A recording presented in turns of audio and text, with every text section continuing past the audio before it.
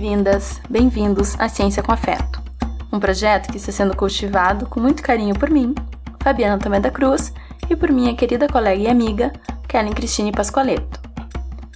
Neste programa, 6º episódio do nosso projeto, dando continuidade a discussões que já tocamos em episódios anteriores e especialmente no episódio 5, vamos pensar um pouco mais sobre o afeto. O que é o afeto? Inspirados em Spinoza, mas não apenas nele, neste episódio vamos discutir um pouco sobre implicações de afetos alegres e de afetos tristes, particularmente no contexto educacional. Considerando a educação em suas diferentes fases, as experiências vividas deixam marcas, que podem ser, em diferentes intensidades, alegres ou tristes. E sobre esses aspectos, a gente propõe aqui uma reflexão que vai em duas vias. Em uma delas, a gente pode pensar, e a gente propõe então pensar, como ressignificar experiências que ao longo de toda uma vida de estudante, que ao longo de toda uma trajetória de estudos, podem ter sido negativas. E como que, ainda que negativas, ainda que tristes, essas experiências e esses afetos, eles podem contribuir para nos potencializar, para nos tornar mais criativos, mais protagonistas das nossas próprias vidas. A outra via que a gente aborda e propõe uma reflexão neste episódio se relaciona com a influência que os docentes têm sobre os estudantes e sobre as estudantes. E por isso, então, a gente entende e discute o papel central e fundamental que professoras e professores têm, porque por meio dele, eles podem contribuir para emancipar e potencializar que as estudantes e os estudantes possam também encontrar os seus caminhos, o seu protagonismo e aí se formarem, né, enquanto cidadãs, enquanto cidadãos. Mas que se essa sensibilidade ou essa responsabilidade não for assumida por docentes, por um outro lado, o que se tem, né, pode ser aí relacionado a relações que são desrespeitosas, relações abusivas ou mesmo negligentes. E isso, né, ao contrário, pode influenciar os estudantes a não acreditarem ou também não investirem nos seus potenciais. Se essas discussões tocam o seu coração ou convidam a sua razão a pensar um pouco mais sobre esses assuntos, vem com a gente, nos acompanhe e siga essa conversa. Quando a gente pensa a questão do afeto e de memórias, uma questão muito prática e empírica que nos vem à memória agora, lembrando disso, tem relação com a atividade docente. Quantas vezes quem está escutando agora e que já passou por isso, de dar aulas, né? Depois que acabou o semestre, o ano, enfim, passaram muito tempo e aí tu encontra algum ex-aluno na rua. Às vezes a gente nem lembra do nome da pessoa, mas lembra daquele rostinho ali que vem sorrindo, com o olho brilhando, e que te remete a uma memória de algum momento importante que tu ministrou alguma aula, alguma disciplina e tudo mais, e o quanto que a gente nem imagina, mas acaba marcando a vida das pessoas, marcando positivamente ou negativamente, sem juízo de valor, mas acaba deixando registros assim, né? Eu passo por isso algumas vezes, acho que é o grande ganho, né, de ser professora, e ao mesmo tempo, quantas vezes também isso me influenciou, né, enquanto pessoa, enquanto profissional. Para mim, eu posso lembrar agora que rapidamente de pelo menos 2 professoras no meu período escolar, que isso no ensino fundamental ainda, que foram muito importantes para o meu crescimento e para mim continuar estudando, assim, ter esse incentivo, uma vez que, numa perspectiva familiar, eu sou a primeira mulher da linhagem materna que conseguiu concluir uma graduação e, enfim, fazer uma pós-graduação. Então, não tinha esse incentivo, esse anseio familiar muito, muito grande. Então, acabou sendo bastante importante a influência, o incentivo e os olhares, aquela fala de vai lá que tu pode, de uma professora na minha trajetória. Eu fico pensando o quanto que essa atividade docente ela é tão linda, assim, né? Então forte na vida das pessoas, assim. E seguindo essa questão do quanto que professores nos afetam, eu também fico pensando e lembro sempre e quero compartilhar uma situação que eu passei também no ensino fundamental, que me traz angústia e ansiedade ainda hoje, assim, hoje, obviamente, né, muito mais diluído, mas eu lembro na quinta série, uma professora de história que era bastante autoritária e ríspida, não demonstrava carinho nenhum em relação aos alunos, me parecia, e eu acho que, de alguma maneira, talvez essa era a leitura que eu, naquela idade, fazia mesmo, é que ela não estava feliz de estar ali, assim, parecia que era uma imposição a ela. E numa das aulas, eu precisava muito ir no banheiro, eu precisava muito. E ela era tão brava que eu não tive coragem de pedir. E aí, quando então estava próximo do intervalo do recreio ali, eu não aguentava mais. E eu me arrastei até a mesa dela, porque era uma coisa super militar, assim, todo mundo sentadinho, ninguém nem respirava de medo da mulher. E aí, então, eu olhei para ela com uma cara que eu não imagino qual foi, mas eu falei, eu preciso muito ir no banheiro, imagino eu que tenha dito isso. E ela me olhou e ela deixou eu ir.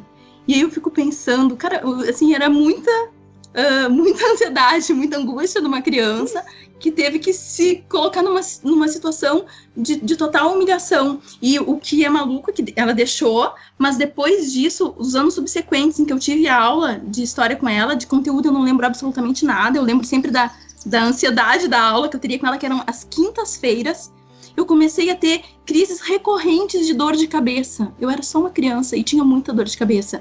E aí, na época, eu não conseguia associar, mas hoje eu fico pensando que aquelas dores de cabeça, enxaqueca, que diagnosticou na época, eram a minha estratégia para não precisar ir para aula daquela mulher, sabe? Então, assim, o quanto que isso deixa marcas, imprime algumas reações na gente, mesmo quando criança, ou né, quando criança, que se estendem até hoje, assim. Então esse é o meu caso de um afeto triste, né, para pensar numa ideia de Spinoza, mas com certeza eu tenho vários outros, assim, que são alegres, mas esse triste aí é tão triste que eu quis compartilhar. Não, e acho muito, muito interessante, né, Fábio, a gente pensar quantas histórias por aí, e tendo em vista que a gente passa muitos anos da nossa vida numa escola, olhando para a escola agora, esse contexto, que é só um exemplo que a gente está dando também, mas que efetivamente tu passa todos os teus dias, né, a partir do teu, sei lá, às vezes muito bebê já, né, para creche, enfim, e vai até a pós-graduação. Então são muitos horários, muitos momentos, muitas possibilidades da gente passar por isso que tu tá passando, que tu passou, e quanto que isso marca a vida da gente mesmo, né? E nos afeta, passa por aí também a questão. E pensando nessa linha, né, do quanto que isso nos afeta, considerando todo o tempo que uma criança que fica o tempo regular na escola, aí, desde o ensino infantil, ensino fundamental, ensino médio, então vai ter uma série de experiências e uma série de vivências que vão deixar suas marcas. E eu fico me perguntando o quanto que a educação está preparada e está consciente disso, né? Porque pegando esse caso, eu não vou citar o nome da professora, embora ele esteja na ponta da minha língua, embora o caso dessa professora de história, né, tenha sido assim, tão intenso para mim, talvez ela nem tenha percebido isso, talvez isso não era uma questão para ela. E o quanto que isso ainda hoje, muito provavelmente, acontece. Com muita alegria e buscando fundamentar teoricamente esse debate, a gente contou com a fala da professora Marília Veríssimo Veronese, que é docente do Programa de Pós-Graduação em Ciências Sociais pela Universidade do Rio dos Sinos, a Unicinos, é mestre e doutora em Psicologia Social pela PUC-RS, fez seu estágio doutoral na Universidade de Coimbra com o professor Boaventura de Souza Santos e sua atual pesquisa é com usuários da rede de atenção da saúde mental que formam empreendimentos de economia solidária. Então, eu gostaria de colocar algumas coisas do que eu penso sobre o afeto e de alguns autores que são interessantes para a gente pensar a questão das emoções. Bom, afeto, né, tem a ver com aquilo que nos afeta, com aquilo que mexe conosco. Nós somos dotados de tendências para responder positivamente ou negativamente às experiências emocionais relacionadas com as pessoas, os objetos, com situações boas, ruins, estressantes, agradáveis, né? Então, ter afetos é ser continuamente dotado da capacidade de trocar não é? De intercambiar, seja amor, seja alguma perturbação, seja raiva, né?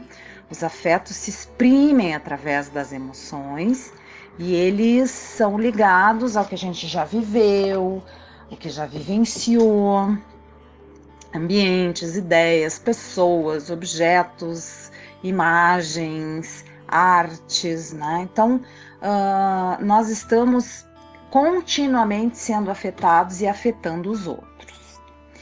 E aí, as emoções são aquelas expressões, né? Expressões dos nossos afetos. É aquilo que a gente experimenta. Nós temos o afeto constantemente. As emoções nós sentimos, ora uma, ora outra. Elas nos causam reações corporais específicas, né? Elas são automáticas, muitas vezes nós não controlamos plenamente as emoções, elas têm um caráter inconsciente, das reações emocionais, elas têm um caráter inconsciente, a gente nem sabe às vezes por que nós estamos com uma reação emocional tão forte. Elas podem ser negativas, podem ser positivas, elas são muito versáteis, elas variam muito de intensidade. As emoções, elas também são... As reações emocionais são produzidas pelos sentimentos, né? Os sentimentos, eles se prolongam no tempo, eles podem ter uma menor intensidade de expressão imediata dos que as emoções, mas eles vão sendo desenvolvidos, eles surgem quando a gente toma consciência do que a gente sente, das experiências emocionais e vai desenvolvendo sentimentos, positivos ou negativos também. O amor, ele pode ser um sentimento que dure a nossa vida toda por algumas pessoas muito próximas a nós, ele nunca é puro. Às vezes as relações de amor e ódio, como se diz, são relações profundamente contraditórias, ambíguas. Isso é uma coisa a dizer sobre as emoções, sobre os afetos. Muitas vezes eles são ambíguos e contraditórios, e por isso que é tão difícil a gente lidar com eles, né? Então, o que eu acho que é importante dizer, assim, a respeito do que compõe as emoções, né? As emoções são constituídas a partir da nossa cognição. Os autores que trabalharam com isso, e eu me lembro agora de um psicólogo russo, o Lev Vygotsky, o Vygotsky dizia que a cognição, né, ele usava a expressão funções psíquicas superiores, as nossas cognições, a nossa atenção, a nossa percepção, a nossa memória, eles estão continuamente sendo estimulados justamente pelas emoções. Então, o Vygotsky não separava cognição, que geralmente a gente pensa numa coisa mais racional, no aprendizado puro, no logos, ele não separava a cognição da emoção. Essa componente cognitiva, ela é parte das emoções. Tem também componentes fisiológicas, tem manifestações orgânicas, né, corporais, coração acelerado, etc. Várias manifestações orgânicas. E as componentes subjetivas, quer dizer, aquilo que a gente sente, aquilo que desperta em nós uma determinada emoção. Tem várias teorias para explicar as emoções, os afetos.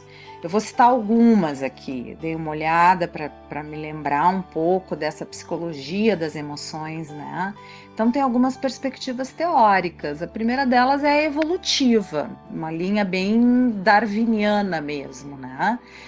As emoções, elas são primárias e universais nessa perspectiva, e o próprio Darwin procurou esses traços comuns e identificou o que ele chamou de 6 emoções primárias: alegria, tristeza, surpresa, cólera, desgosto e medo, que estariam presentes, né, em todas as formas de expressão, assim, vários povos, né, que essas seriam então universais, com um papel adaptativo fundamental na história da espécie humana, assim, da filogênese, né? Uma perspectiva que a gente estuda no curso de psicologia, na graduação, é a do William James, que é a perspectiva fisiológica. No final do século XIX, William James trabalhava as emoções a partir de reações orgânicas provocadas por estímulos, né? Então, seriam manifestações fisiológicas. Tem a perspectiva cognitivista, que afirma que os processos cognitivos são fundamentais para que a gente perceba e nomeie as emoções. Então, os processos cognitivos são aquelas funções psíquicas superiores, a percepção, a memória, a aprendizagem, etc. E uma perspectiva culturalista, que coloca que as emoções elas são aprendidas, elas são desenvolvidas assim pelo sujeito no processo da sua socialização. Elas aprendem as emoções como construções sociais, elas são apreendidas, né? Então que as diferentes culturas têm diferentes tipos de manifestações emocionais, aquelas que são mais aceitas, as que não são aceitas. Então a forma de expressão dos afetos ela seria de ordem cultural. Então eu acho que há nessa perspectiva culturalista uma resistência à ideia das emoções universais, né, das explicações anteriores, assim, especialmente a evolucionista. Essa corrente vai dizer que a diversidade cultural, ela justamente produz a diversidade das emoções, das expressões, né, daqueles sentimentos que são legítimos ou não em determinada cultura. Enfim, acredito que como toda teoria não dá conta de tudo, né? Nenhuma perspectiva teórica explica tudo e, portanto, nenhuma vai explicar tudo sobre as emoções, tá? Eu citaria um estudo extremamente interessante que tem uma sacada muito importante, inclusive na perspectiva epistemológica. Eu sou cientista social, sou doutora em psicologia social e estudo muito as questões epistemológicas, as formas de conhecimento que são valorizadas de formas muito distintas nas sociedades contemporâneas. Então, certas formas de conhecimento não científicas, não validadas por uma comunidade científica, teriam menos valor. Além do que, há outras dicotomias que sempre estão ali como uma tradição epistemológica, né? E uma delas é a dicotomia entre razão e emoção, de herança cartesiana, né? Mente e corpo são separados, espírito e corpo são separados. Então, eu me lembro que num livro de psicologia, de história da psicologia que eu li já no mestrado, os autores falavam sobre o Descartes, o René Descartes, que ele achava que só a alma sentia e que animais não tinham alma. Então, quando ele dissecava os animais, ele dissecava sem anestesia. Os animais gritavam desesperados de dor e ele não se preocupava com aquilo porque não sentem nada, porque não tem alma. Então, aquela dicotomia, alma e corpo, né? O espírito dentro de um corpo, quer dizer, o ghost in the machine, né? O fantasma na máquina, assim. Há uma dicotomia que obviamente foi em parte superada pela evolução do conhecimento, da produção de conhecimento, mas que ela deixa lá no fundo ainda uma certa perspectiva de que racionalidade é uma coisa e emoção é outra. E que então, para que a gente poder produzir conhecimento racional, a gente tem que separar a razão e a emoção.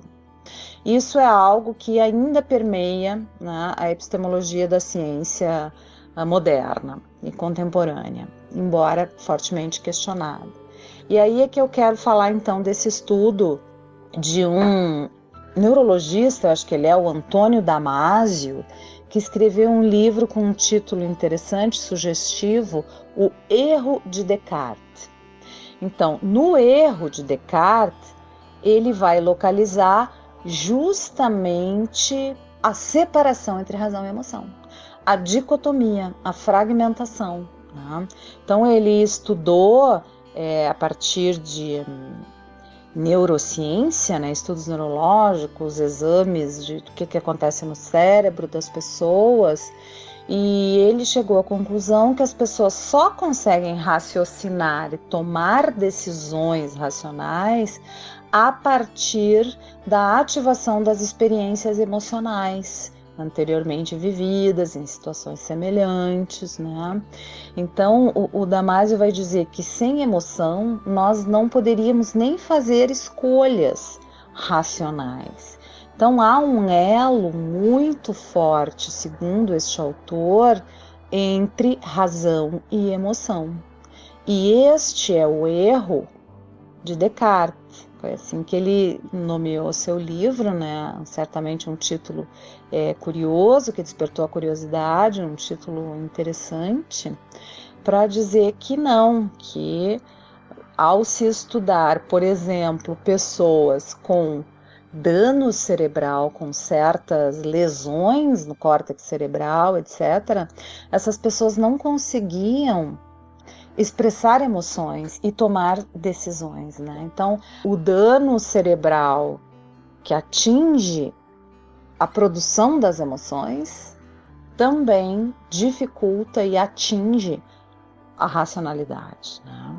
Portanto, o Antônio Damasio é uma perspectiva que eu recomendaria para quem quiser entender mais, né? E nós quisermos compreender que o erro da ciência moderna foi não compreender um dos erros, né, da perspectiva epistemológica da ciência moderna, cartesiana, etc., foi não entender que as emoções são indispensáveis para a nossa vida racional. Elas não ameaçam o rigor da produção de conhecimento, porque elas são constitutivas da produção de conhecimento pela via racional.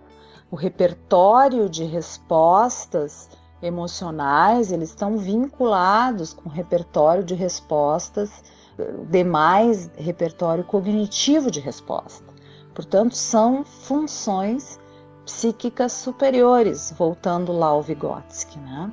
É constitutivo. Portanto, essa conclusão de que as emoções são imprescindíveis a partir de um estudo que é das ciências, das neurociências, né, estudando o cérebro humano, e por isso que o livro do Damasio teve tanto impacto, porque realmente ele aborda a questão das emoções de uma maneira revolucionária, ao mesmo tempo em que, pela via da cognição, da neurociência, que tem, enfim, tem um respeito, né, na comunidade científica internacional. Por isso que eu acho bastante interessante. E para além das contribuições, questões, reflexões que a professora Marília nos brinda nesse programa, também é importante a gente citar um artigo que nos inspirou bastante a organizar esse episódio. É o artigo da Cristina Novikov e do Marcos Alexandre Cavalcanti, titulado Pensar a Potência dos Afetos na e para a Educação. A gente leu esse artigo e ele nos trouxe assim, algumas questões, ele parte e, enfim, né, se estrutura a partir da ideia, né, da proposta, da abordagem de afeto do Spinoza, e se propõe, ainda que timidamente, né, a pensar a questão dos afetos para a educação, pensando como que uma escola que considera essa abordagem pode tratar melhor ou, enfim, olhar para os discentes, para as discentes de outra forma. Acho que é legal também, dentro desse contexto, pensar, trazendo um pouco da experiência que a gente teve recentemente, né, que a gente conheceu lá a cidade escola da AINE, e eu voltei muito provocada de lá, e somada às nossas discussões, né, e também as leituras que a gente fez, né, não só desse texto da Cristina Novikov, mas também de várias outras leituras que a gente tem feito e tentado procurar pessoas que estão estudando o tema, né, como a própria Marilena Chauí, a Viviane Mosé, e muitas inspirações do Rubem Alves, assim, né, poeticamente, pensando na educação.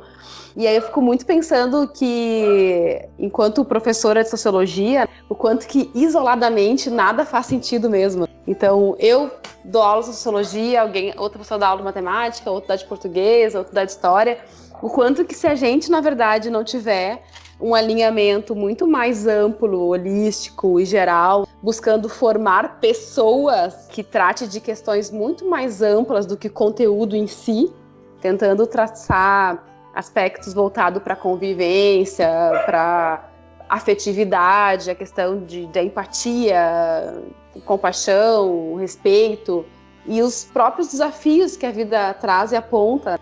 Se a gente não tiver esse olhar mais amplo e complexo para trabalhar com gente, com crianças e com jovens e adultos, respeitando as suas particularidades também e sua complexidade enquanto ser único, sem tentar fazer uma aula para 30 pessoas achando que todo mundo vai aprender da mesma forma. O que também é desafiador, a gente sabe, no contexto que a gente tem escolar hoje, de não ter respaldo de equipamento, de ajuda, né, com os profissionais, enfim, acaba sendo bastante sucateado, né, esse processo. Mas o quanto que é interessante e necessário que a gente consiga pensar sobre isso, inclusive reconhecendo o nosso limite, né, enquanto docente, enquanto pai, enquanto mãe, enquanto amiga, enquanto pessoa no mundo. Que dentro do que a gente até discutiu no episódio anterior, né, no episódio 5, se a gente pensar que enquanto sociedade, não importa se eu tenho ou não filhos, né, estamos enquanto sociedade maternando e paternando juntos e juntas todas as crianças que vão então estar aí apontando, né, para uma lógica semelhante ou que se distingua da que está posta hoje para o desenvolvimento, a responsabilidade é de todos, né? Então, pensar a educação e a forma como a gente vai estar se relacionando com as crianças deveria ser um compromisso ou pelo menos uma intenção mais clara de todos e de todas, né? Me parece. Sim, perfeito. E aí é muito interessante pensar que essa parte mais ampla e complexa muitas vezes ou normalmente não está prevista no nosso plano de aula, né? Tá, sim. Conteúdo, tá aquilo que é mais duro, aquilo que é cobrado, aquilo que tu tem que acabar o ano vencendo o conteúdo.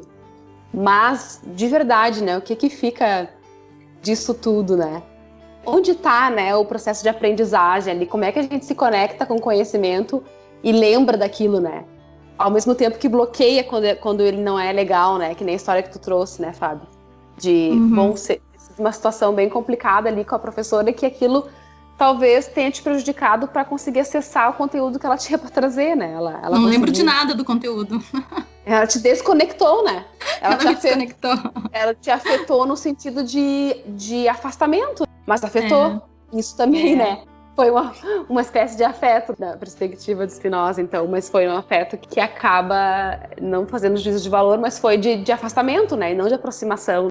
E aí é interessante porque, pegando o conceito de afeto em Spinoza, é bem importante fazer uma distinção clara de que afeto não é sinônimo de afetuosidade ou de amorosidade, mas afeto a gente entende, então, como decorrente de afecções. Então, independentemente se essa afecção, né, a afecção de um corpo em relação ao outro, for imprimir uma marca que cause alegria ou tristeza, a questão é que há uma marca impressa. Então, nessa perspectiva, tudo é afeto, porque qualquer relação que aconteça entre pessoas ou entre humanos e entre não humanos e humanos também, vai ter afecção e que vai, então, vai criar afetos alegres e afetos tristes. E talvez o grande desafio esteja em como que, mesmo com um afeto que nos cause tristeza, a gente consiga repensar, ressignificar, talvez, essa experiência, para que essa experiência e outras semelhantes não tirem a nossa potência, a nossa vitalidade, o nosso brilho. Então, como que a gente constrói esse caminho para que mesmo experiências que nos causam tristeza ou que, do ponto de vista individual, que nos são negativas, e aí também não fazendo juízo de valor, mas pensando que o negativo e o positivo podem ser pensados individualmente, né? Isso depende, né, da vivência, da trajetória de cada pessoa, por isso, então, essa valoração aí é única para cada indivíduo. Como que a gente aprende a repensar, ressignificar essas experiências para que, mesmo quando elas sejam negativas, elas não nos desvitalizem, não tirem nossa potência, nossa vontade tá ali. No meu caso, né, como que eu lidaria naquela época com aquela experiência, com aquela professora, para conseguir não ter enxaqueca e para conseguir continuar gostando do conteúdo. Eu não soube fazer isso naquela época. Tô tentando até hoje. E é muito... A gente acaba querendo fazer um programa para explicar e esclarecer, e acaba que são profundas as questões que a gente está falando. Bastante profundas, porque imagina se a gente, enquanto adulto, tem dificuldade de conseguir fazer esse distanciamento, esse reconhecimento. Imagina enquanto criança.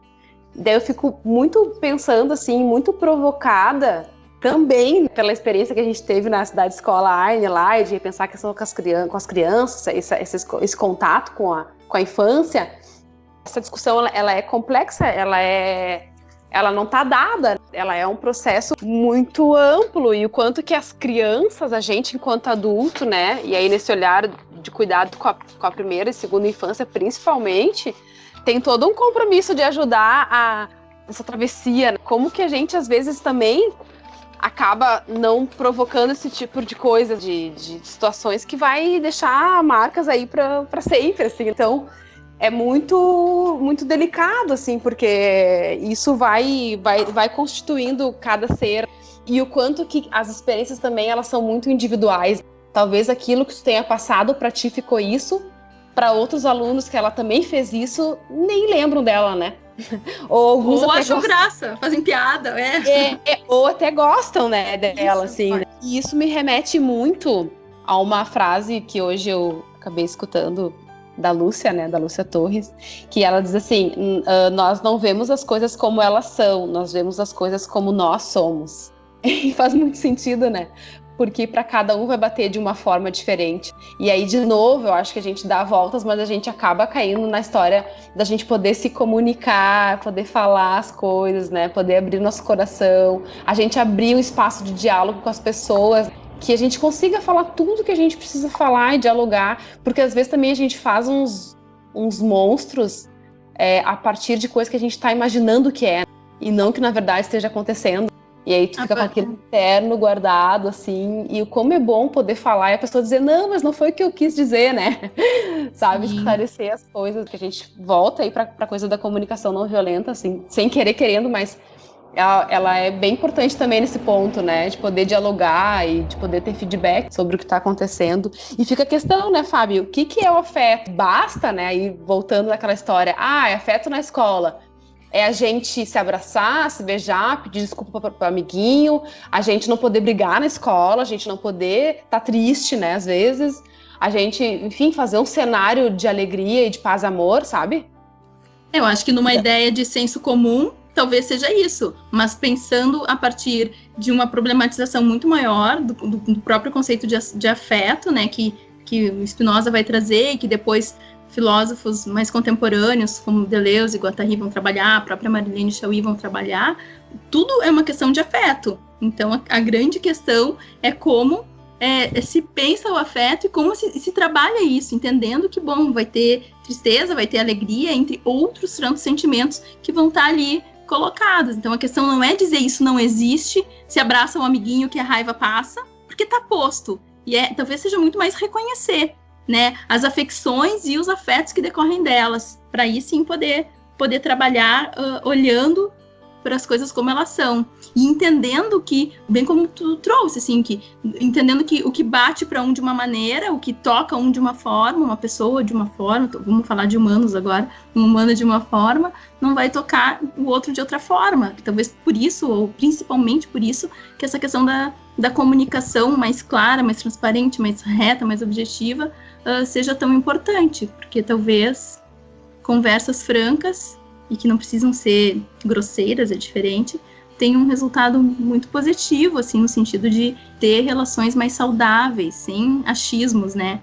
E aí, pensando isso para o ambiente acadêmico, o ambiente escolar, de um modo geral, como que a gente constrói um espaço em que a comunicação contribua para um ambiente saudável do ponto de vista em que eu me proponho a entender o outro, uma ideia de empatia, mas isso pela via, né, de conversar, de expor o que eu penso, o que eu sinto, como isso me afeta, para tentar ir avançando, assim, no sentido de amadurecimento mesmo das relações. E isso vale tanto pensando enquanto discente, como também enquanto docente, porque como docente, se eu tenho uma diversidade enorme de alunas e de alunos, como que eu consigo entender ou aceitar ou trabalhar com toda essa diversidade, valorizando, preservando e potencializando a singularidade de cada um. Acho que é um desafio enorme, mas precisa estar colocado, né? Não dá para entender que é tudo igual, tem que padronizar porque é mais fácil para o professor, porque senão a gente vai matando aí ou diminuindo as potências, né, de cada pessoa que está ali. Perfeito, sim. E agora te ouvindo, eu fiquei muito pensando em outro ponto que a Marilena Chaui vai trazer sobre Spinoza, que é a história da liberdade. Para ele, né, vai ser essa questão da gente passar do afeto passivo, do passivo pro ativo, assim, conseguir também afetar, né, e não só ser afetado. Claro que isso também exige um pouco de maturidade, de uma idade mínima, mas eu fiquei pensando, casando a coisa da liberdade com o quanto que talvez também dos segredinhos possam estar na história da responsabilização, né, conjunta.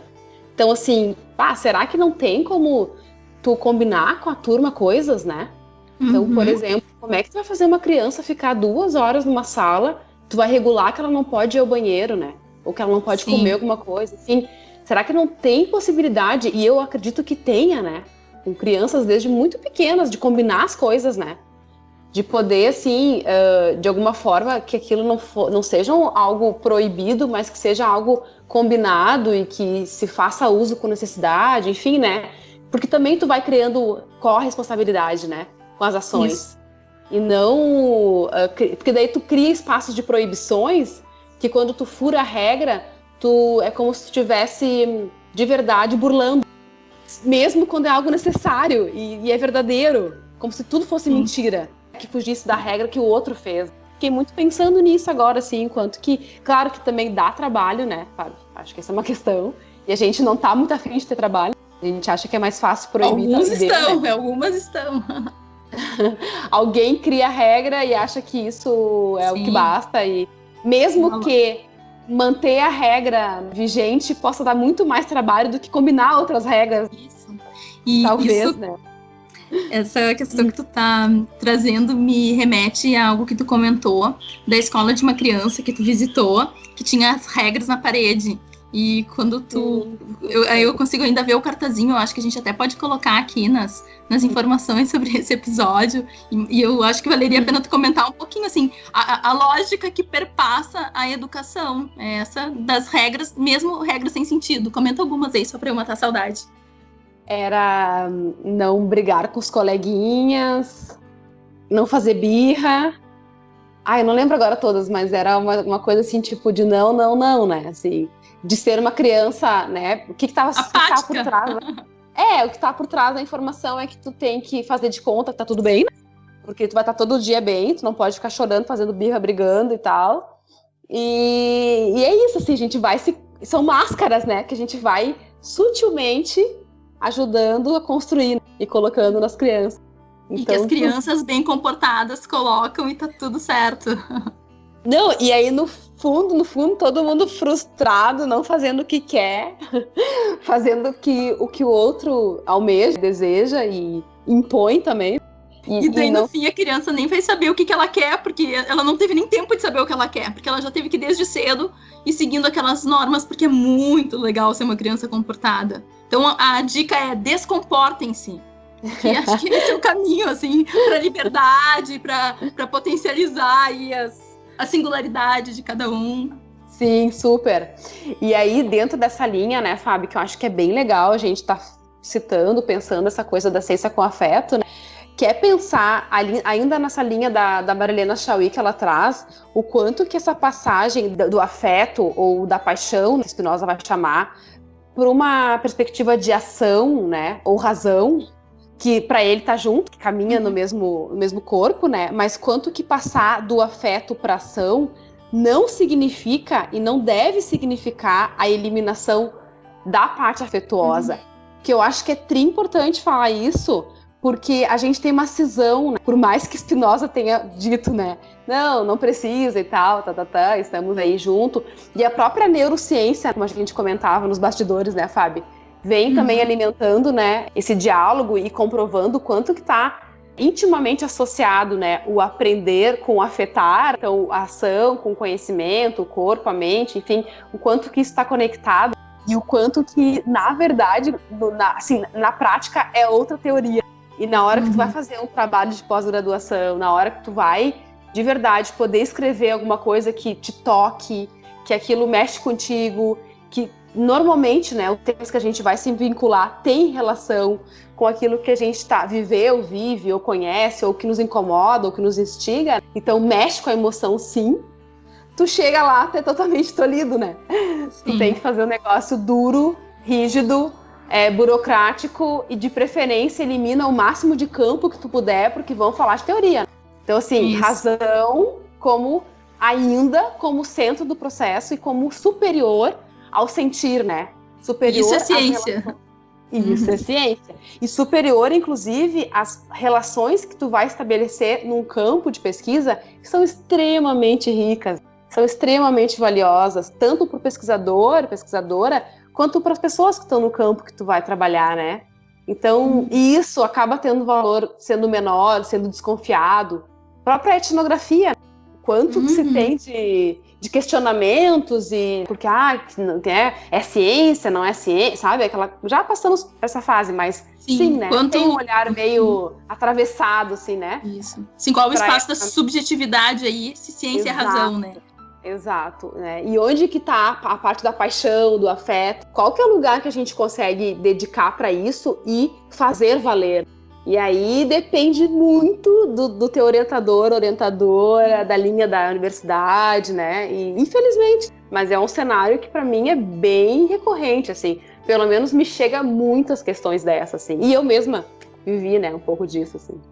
Que eu achei curioso, né? Porque pensar em afeto, acho que a gente tá num paradigma que é muito cartesiano ainda, que entende corpo e mente como algo separado. Mas se a gente pensa um paradigma que se alinha ao pensamento de Spinoza, algo que nos afeta não vai afetar só a mente, vai afetar o ser inteiro. Não, existe uma fusão entre corpo e mente, de modo que não faz sentido falar de corpo e mente, porque as ações que o corpo tem respondem às influências as influências de afetos, né? Então não faz sentido. Então me parece que há aí uma questão paradigmática entre um pensamento que tem nos influenciado ainda hoje, né, que é o de Descartes, e o pensamento que tem ganho cada vez mais espaço, ou pelo menos a gente tem conhecido, acessado mais, que é de pensar corpo, mente como algo fusionado, indissolúvel, como propunha Spinoza. E acho que essa discussão, a Marília, que com muita gratidão aí a gente contou com a colaboração dela nesse episódio, nos apresenta, traz e problematiza, né, com bastante detalhe.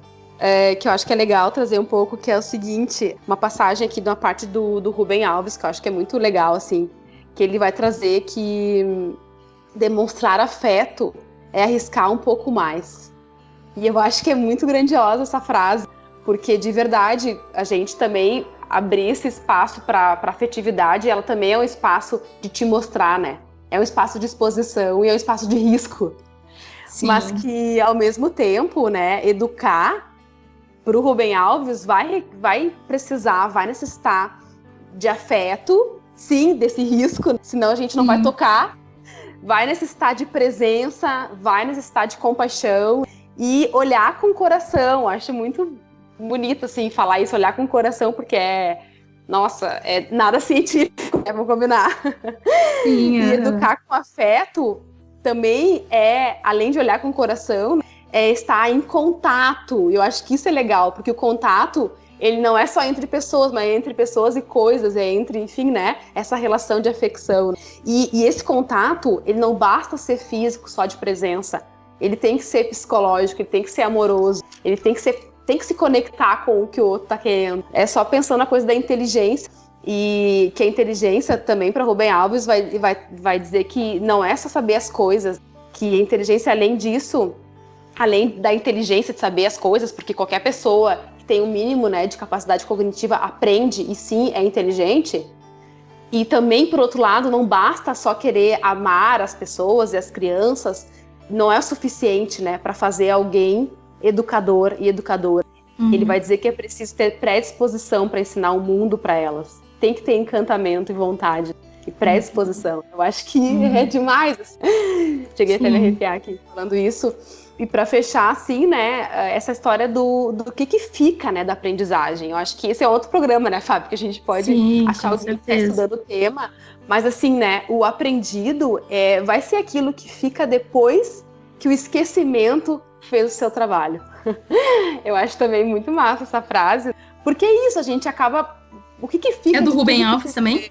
É dele também. O que fica depois que tu tá 4 horas numa sala de aula? Alguém acha que alguém aprende 4 horas o tempo todo? Não tem, né? É impossível, assim. Então, o que vai ficar essa experiência? E eu super aposto, né, que vai ficar aquilo que de verdade nos toca e tem conexão com a nossa vida. Não vai ser aquilo teórico, burocrático, que tu decora, que tu vai esquecer, né, no ano seguinte. E eu fiquei pensando também, ainda dialogando com o Ruben Alves, né, que, e isso também dialoga com o episódio 5, que do modo como ele fala de afeto, né, que ele fala então de demonstrar afeto, ele tá pensando em afeto como sinônimo de amorosidade. E eu fico pensando que tem ali esse desafio, né, de como que a gente... Ok, a gente pode pensar isso, mas sem esquecer também que dentro de um outro paradigma, afeto é tudo aquilo que nos afeta, que deriva de afecções. E aí, no lugar de educador, e também pensando nesse trabalho que ele faz, o que ele está propondo é justamente... Agora eu me arrepiei. É um convite para que os educadores se deem conta do quanto que eles podem potencializar e contribuir para afetos alegres e facilitar a vida de quem está chegando e facilitar a vida de quem está lá na condição de educando. Então, assim, que outras relações se podem construir entendendo que a gente está sempre, ou principalmente enquanto adultos, enquanto educadores, enfim, né, seja eles em instituições ou no ambiente doméstico, a gente está contribuindo para o desenvolvimento, né, de outras pessoas e para o desenvolvimento dessas pessoas, depois com outras pessoas e com humanos e não humanos por aí. E como que se faz isso de modo a potencializar, reconhecendo a singularidade e a melhor expressão daqueles seres no mundo, né? Então eu acho que é bonita essa poesia do Ruben Alves, porque ela é impregnada dessa vontade, dessa utopia, talvez, de ver a educação como esse espaço potente de relações que gerem afetos alegres, né? Principalmente afetos alegres. Obrigada, Ruben Alves, por tanta inspiração. Perfeito, Fábio. Eu só quero dizer, só para esclarecer, a gente não tá gravando esse programa juntas, né? Olho no olho, mas me afetou a tua fala. E eu tô vendo teu olho brilhar, teu sorrisão aí, falando disso com uma empolgação, assim, que me afeta. Nesse caso, positivamente. E eu fico emocionada, Kellen, porque tu também me causa e me traz sempre muitos afetos alegres. E acho que da nossa relação, entre tantas coisas boas, tá essa nossa capacidade de fazer a nossa relação um laboratório para comunicação não violenta. E em cada questão que a gente resolve, eu me sinto mais próxima de ti. Então eu sou muito grata por essa oportunidade aí que a gente está tendo. Eu também. Inclusive quando às vezes os feedbacks são ruins e a gente se afeta no sentido triste, mas o quanto que também isso contribui e soma e faz com que a gente repense, cresça, enfim, acho que fica aí, né? A dica pra gente também se abrir as relações e estar aberta para poder repensar. E no fundo também ser grato, né? A afetos positivos, que para nós são positivos, e também os negativos, ou na ideia de Spinoza, né? Os afetos alegres e tristes. Perfeito. E nesse clima afetivo, a gente encerra o programa tendo abordado a discussão num viés também teórico e, claro, cientes de estarmos longe de esgotar o debate, mas também muito felizes e animadas por termos colocado um pouco mais de luz nesse assunto relacionado ao afeto, afecção, afetar e ser afetado, afetada, afetos felizes, afetos tristes e sem juízo de valor. Bom, a gente se encontra no próximo episódio da Ciência com Afeto. Até lá!